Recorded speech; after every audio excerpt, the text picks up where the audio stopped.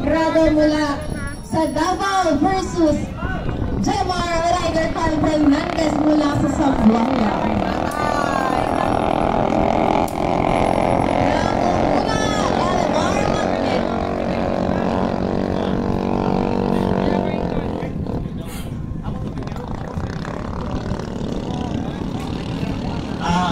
Baliho ko si Bio, please, huwag ang tubig sa balay nila, sa labas.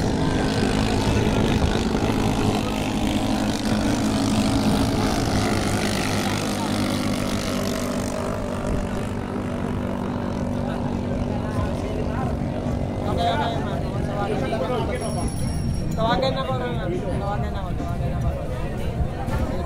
rin. Ang Bison number 14 sa kaliwa, pangkat number 6, kanan, pwesto na.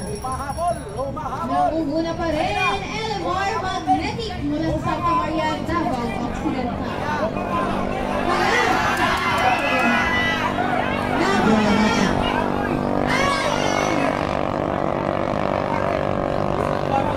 Hinugad ang white jacket, bakit? Problema ang Jim, Elimar, may problema. Nag-una na siya, dapat nag-una yun ang ang naunahin, si Kapitan, basta, ganyan talaga ang buhay. Oh, basta Kapitan, tigil niya magpalupig si Kapitan Elimar, si Kapitan Jimar. Oh, sayang, nag-una na si Elimar. Congratulations, Team Jemar Rider Carl Fernandez. Pasok na kayo sa ating second elimination round. At para naman sa Team Elimar Magnetic, maraming salamat.